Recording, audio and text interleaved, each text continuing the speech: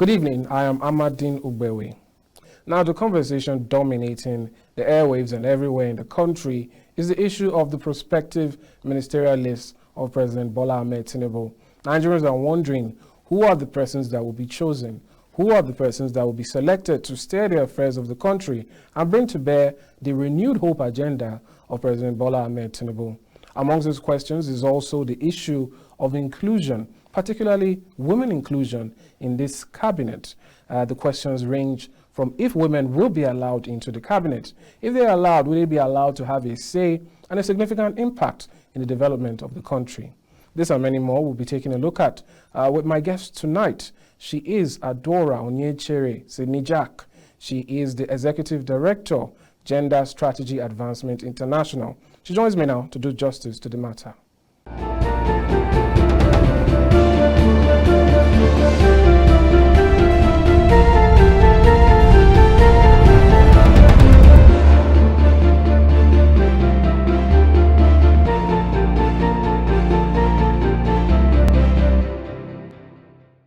Good evening, Adaora. Good evening. I'm very well, thank you. All right.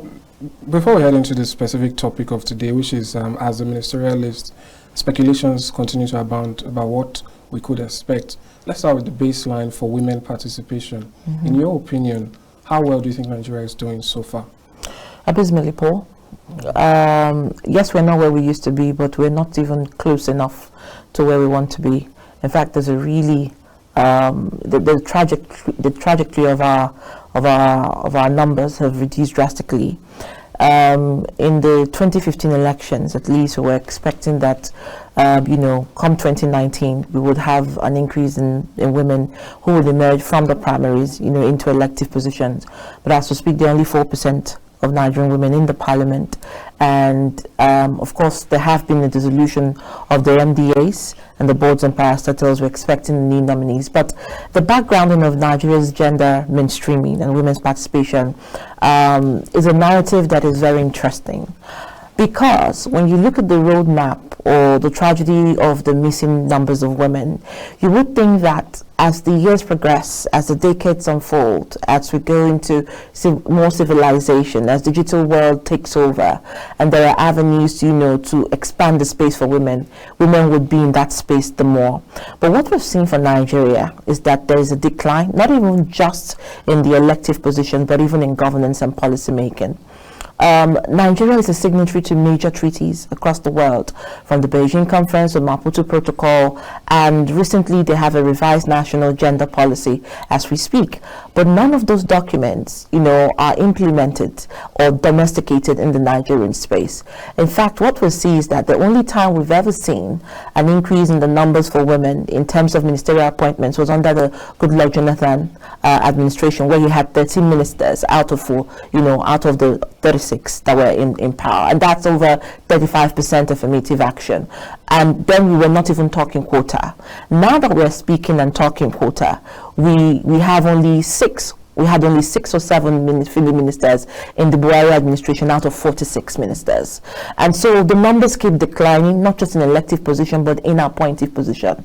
And the worry for a lot of Nigerians and, interest groups within the civil society and gender-led organizations, women-led organization, is that the critical number for democracy to thrive is that half your population, if you have women in that currency, should also have equity in spaces where they can also commit and deliberately engage in policy making. But we don't have that.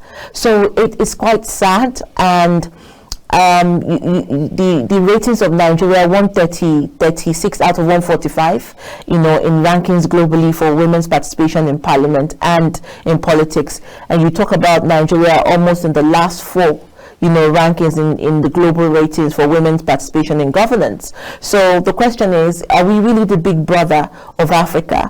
And when we say we are the big brother of Africa, we also have a close relationship with Rwanda. But then it seems that the more we have comparative reviews with other countries in the African continent, like Rwanda, Namibia, Ghana, Kenya, even South Africa, Nigeria doesn't seem to think that it has done anything wrong to its gender space. So yes, The background is that we were doing well, and all of a sudden we took a tide. And the question is, where did we go wrong? And for me, I feel that it is the issue of accountability by government that is the problem. How so? How could you say? Well, because, you know, first of all, you have a national revised gender policy that you don't implement. How do you now measure, you know, the number of influence of women in the space if you can't implement your own policies? The 5 gender bills were filled at the 9th Assembly, and those 5 gender bills strictly and just importantly just narrated that 35% affirmative action for women, 35% affirmative action for women in appointive position, and also in the political party, you know, hierarchy. Also talked about indigenship, citizenship, and of course, you know, the extra seat bill, which was part of it. Now, there was a lot of engagement. I can tell you that Nigerian women made time, constituted themselves into technical working committees, related with the National Assembly, had conversations with the hierarchy and the leadership of the National Assembly to see that at least we have some of those bills, or if not all those bills, passed. We did understand that even the signatories that we got, most of them at the time of voting in real time declined to vote for the 5 gender bills, even with the presence of the first ladies, that was then Aisha Buhari, and of course the vice president's wife, who were present in that place, the Minister of Women Affairs, the Minister of Humanitarian Affairs, all the Nigerian women leading civil society heads, you know, gender-led spaces, were in the National Assembly. They sat in that room, and in that room, Nigerian men, led by then Femi Gbajabiamila, who is now Chief of Staff to the now President Bola Tinubu, stepped down all the 5 bills that were supposed to open spaces to women. So in terms of accountability, what it meant was that in stepping down the bills, they're saying yes to gender-based violence, they're saying yes to the decrease in women in politics, they're saying yes, women do not have a right to voice. And it is so sad, because when you go back, you find out that it is women that vote these people into power. So that is the question of accountability. Why would you make laws you cannot implement? And so it worries me when we are beggarly, when we have to lobby, when we have to push, when this is just a case of human rights. That's interesting. We'll still head into the main topic, but you raised an issue there that I'm wondering about. What do you think women could do in response to a lot of this? We saw women, you know, I won't use the word barricade or picket the National Assembly and try to get their voices heard. I believe at the end of the day, they ended up allowing, out of 5 that they rejected, they ended up allowing 2 or so. So the question is, what do you think women can begin to do to show them that this very key demographic that you've chosen to ignore, if you continue to do so, there will be consequences? I think collective interest, you know, by the women group, harmonized demands, which is something that women have been doing. But I think in terms of stepping down the advocacy, we need to domesticate the demands down to the local level. Because I do believe that leadership is, you know, bottom-up approach.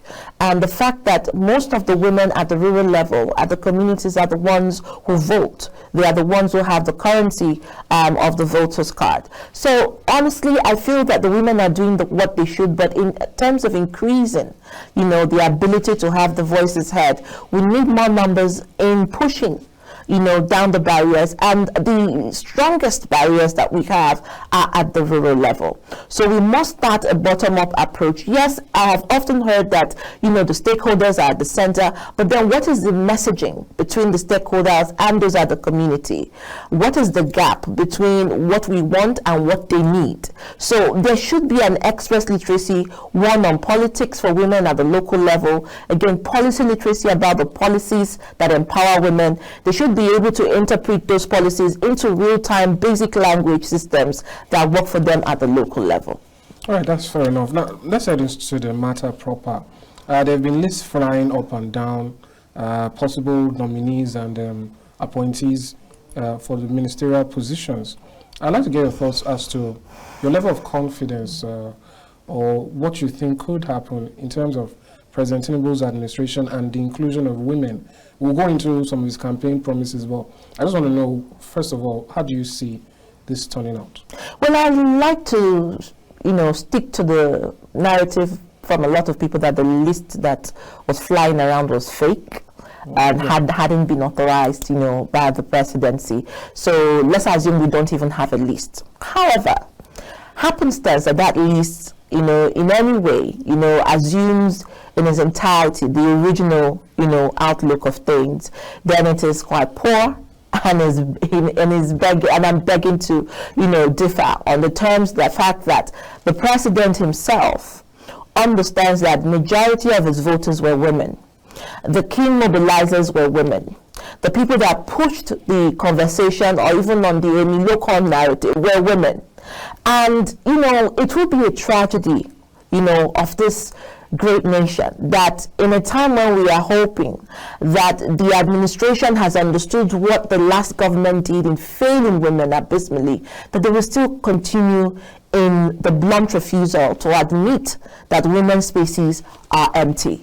So for me, I just understand that one thing is clear: to whom much is given, much is expected. Now, he has a lot on his hands. I mean, he's dealing with the economy, he's dealing with security issues, he's trying to erode corruption. But I think the biggest gap is the gender gap.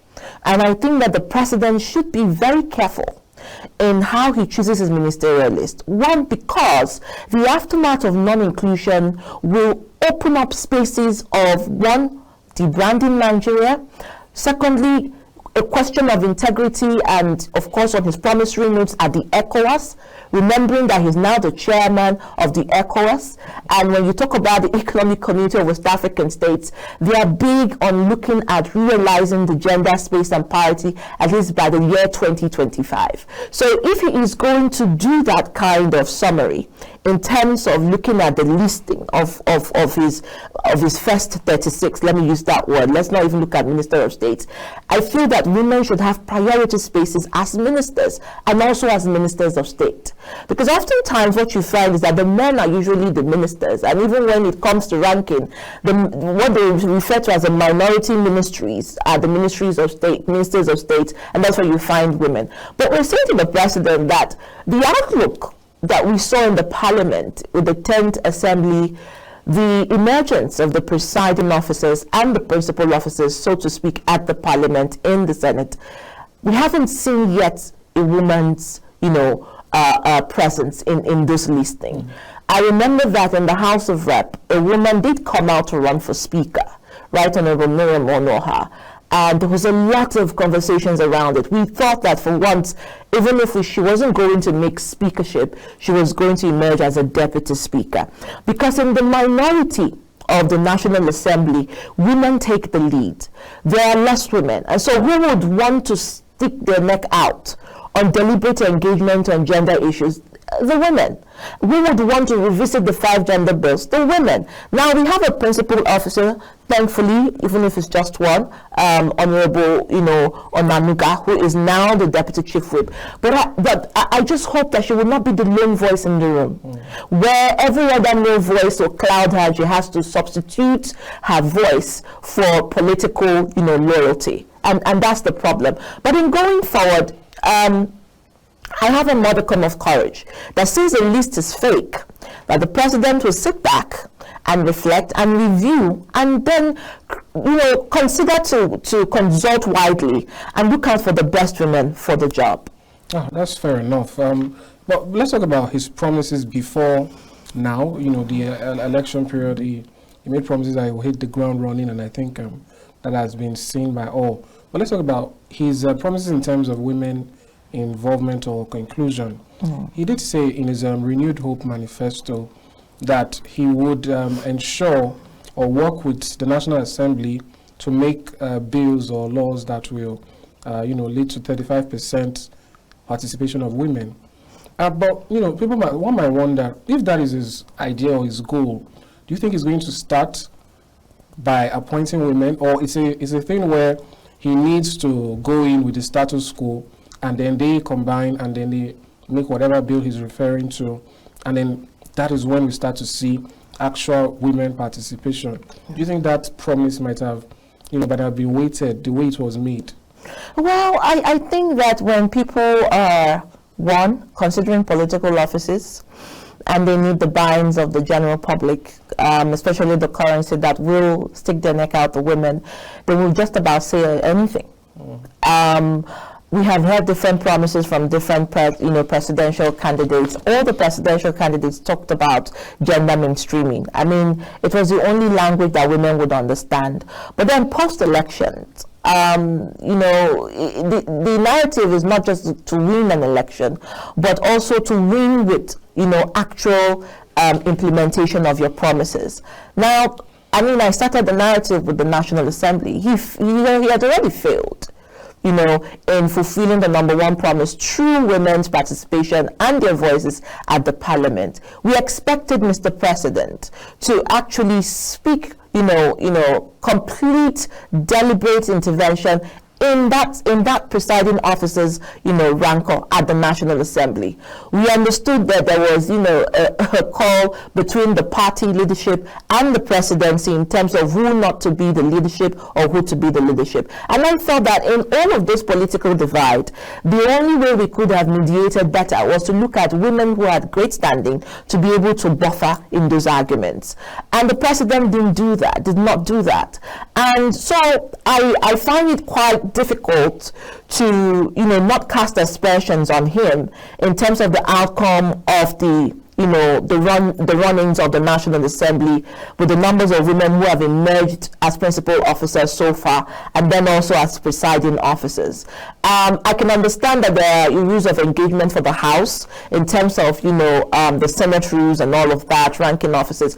But then what about the House of Reps? There are quite a number of ranking female officers. Why didn't they emerge? And like I always say, politics is about interest. And the president would usually say that, he's a president for all. He's all about unity. He's all about fairness and equity. But then, talk is cheap.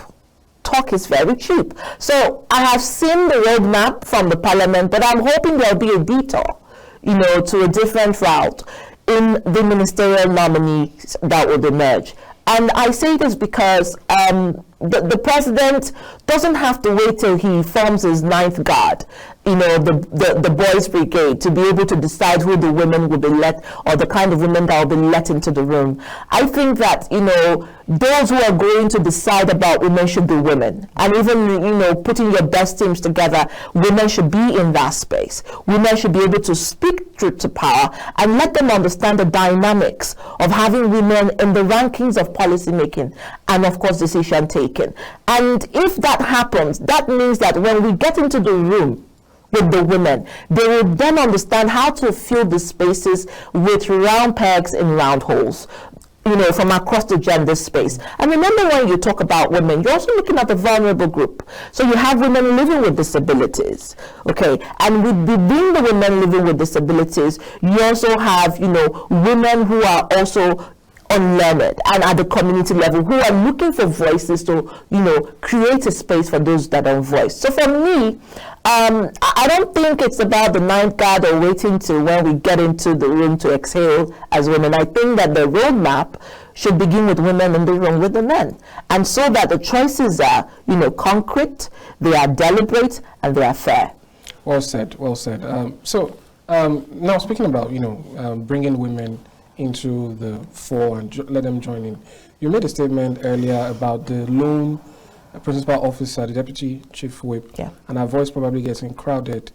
What do you make of some of these decisions that are being made or that people think will favor women? Take, for instance, the bill that was made to create specific seats for women in the House. Do you think these things actually do work for women in the long run? In that, let me take it to the party system now. There's a narrative, or there's a maxim that positions such as youth leader, women leader, they are token positions, that these persons don't actually, they just give it to them and they say, this is party issue, this is not women matter, stay away. This is party issue, this is not youth issue, stuff like that. So do you think creating specific spots for women, that exclusively for women, would it work in the long run for women participation? Let's call a spade a spade. And I say this, we don't have the numbers. What we're looking for is to even up the space and increase the numbers. And so for you to increase the numbers, you need an emergent step. You need an emergency that will deliberately, tweak the patriarchal system that we have in Nigeria. The quota system did not start from Nigeria. In fact, the resolution to look at women's fairness using quota system was even in the UN resolution at the Beijing conference. It was even in the issue of, the national gender policy. And you have seen systems that have used quota system thrive and slowly increase the spaces for women till there was equal participation of women both in politics and governance. And a clear example is Rwanda, with over 68% of women as a parliament. And then you look at Kenya, you look at the rising numbers in Namibia, and then you look at, even in Kenya, they're trying to look at reviewing the constitution so that the First Lady's office is constitutional. That's how far as it gets.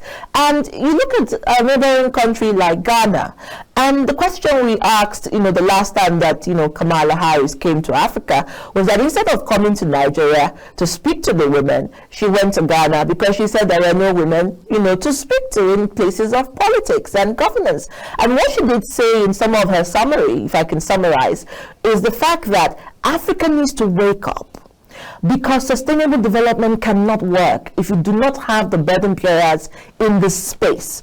And the burden bearers are women. The people who get caught up in terrorism and the aftermath of displacement are women. The people who get caught up in the lacking economic, policies are women. The people who get up, who get caught up in, education, moribund are women, because there are no safe schools. So at the end of the day, if you want to look at sustainable development and the SDG number 5, which is gender, you have to look at being deliberate and having the political will. So whether the political parties are ready to have 35%, 25%, or not have it as political parties, because there are also quotas within the political party policies to have at least 25% of women participation, in primaries and also to emerge. But none of them keep it. It is not APC that keeps it. It is not PDP. It is not YPP. It is not APGA. It is not Labour. So it's not a case of, political party. It is a systemic default. And I think that it is not just about that default, it's also because it is leaning on patriarchy. So if we have to change it, the tokenist office of the youth leader and the women's leader, woman leader, it's about the narrative that shapes all parties because it's a necessary office to occupy. But beyond that, why can we not also have a twinning effect? And I'm talking down to the local government, level where we have local government chairman. I'm talking down to where we have deputy governors. We only have about 6 female deputy governors in Nigeria as we speak. So at what point are we going to see women really emerge and really take authority to begin to assume roles that give credibility to not just their capacity, but their numbers? And, it's sad, because I know that one of the considerations for independent candidature and all of that perhaps may give rise to more women coming out on their own to stand on their own foot. But then we also understand the political structuring of Nigeria and how even with a politician, so to speak, as popular as people be, needed even an umbrella of a party to run under. So we haven't matured yet to that space, but we are growing. But before we even get to that space, I think 3 things are key. There should be political will by the parties, there should be political will by the executive, and there should be political will by the parliament. If we don't have that, we can make all the policies that we have, we can demand and advocate, but the room will get smaller and the spaces will continue to shrink. I think that is it. So now, this question is more on a level of sensitization and awareness for those who don't know. When these issues are brought up, there's this misconception that people have, that they've had for a long time immemorial. I can even quote the just former president where he says the other room and the kitchen, stuff like that. We're talking about politics, we're talking about governance now. I just want you to do a little to dispel that notion, about the capacity of women.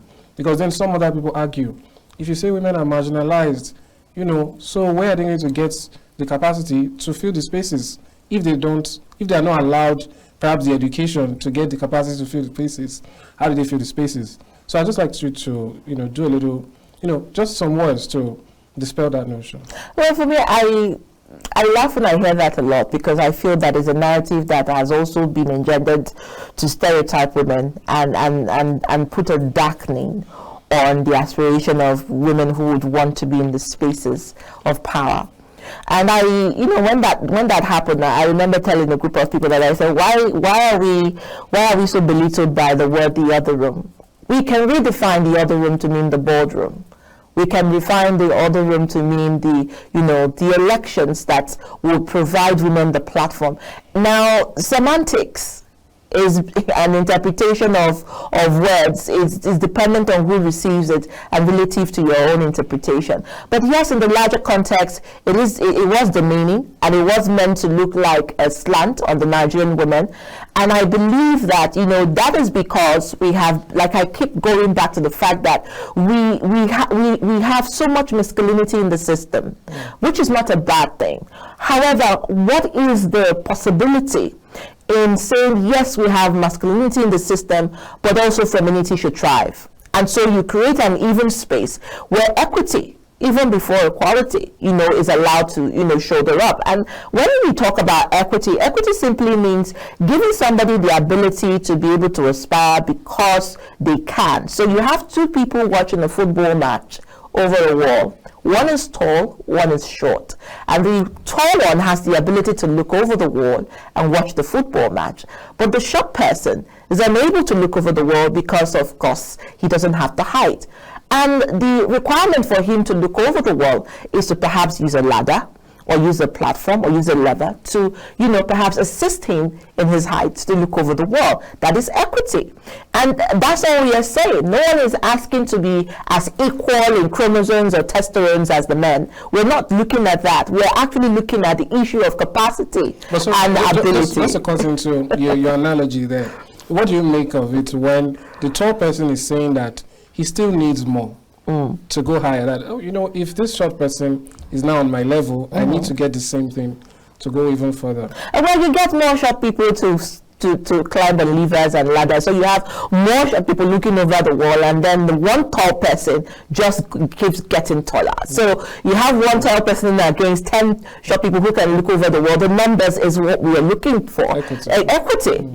So basically for me, I just feel that the narrative of the other room, is a man's world. There's so many gender identities, but what we can do is to take those narratives, reshape them, and re-educate and help women to unlearn those things. And I think these are the narratives that when it trickles down to the home front, to the rural area, to our schools, to our classrooms, into our curriculum, that sort of stifles the understanding of the need to open up the spaces for the girl child. So we must start the work from the classrooms. We must start them from the curriculum, where we don't have to, look at the issues of downplaying the role of women in textbooks or young girls. And you see a book, you see Femi is the boy, he's playing football, and BC is the girl, she's cooking with mommy. And it starts from the curriculum. It starts from how this, power play and power broking is explained in our curriculum and in our schools. So we must go back to that, and then also begin to really look at, gender mainstreaming even within the civil service. I know that the MDAs and the parastatals have been, dismantled or dissolved. And those are also areas the president could also look at in terms of shoving up the numbers of women, and in leadership for those MDAs. Because I believe that the parastatals and the boards of several agencies would also do itself good if they had capable women at the head of affairs. All right, that's fair enough. We've almost run out of time now. So just to end it, while we're still in this period where the list is not certain, what could you say, or what do you think should be done within this window of opportunity, I could call it, where perhaps women can really make themselves heard, so that whatever comes out at the final day, even if maybe it's not the most acceptable, it would be something reasonable as regards building on it for more inclusion? All right, so women should not wait till the list is out to begin to, x-ray and analyze and begin to question and ask why the numbers are not there. I think the time to demand for the numbers is now. The time to increase advocacy, to begin to speak to the issues is now. And that's why, civil society, women-led organizations like Gender Strategy Advancement International, amongst others, We Manifesto, Women's Radio, are doing quite a lot in that space. And even the support from organizations like Relation Inca Investigative Journalism, which looks at baseline reports on how women have fared. It's good, but it's not going to stop there. So women must understand that we have the numbers. So what are we doing with the numbers? And we're not just talking about women. We're also talking about the generation equality. We're talking about young women within the women, and also women living with disabilities among this minority class. So, Mr. President, for me, I would say the world is watching him, and I hope he doesn't make the mistake that his predecessor made, former President Muhammadu Buhari, to think that the silencing of women's voices by exclusion will continue to rear. He's the chair of ECOWAS. Other countries will be wanting him to redefine the odds and open up the space. So if he has his ears to the ground, he will understand that the currency that voted for him are the currency that will demand for their space and can also vote him out of office. All right, thank you so much, Adaora. It's been very enlightening, and it's been a pleasure to have you. Thank you so much. Thank you.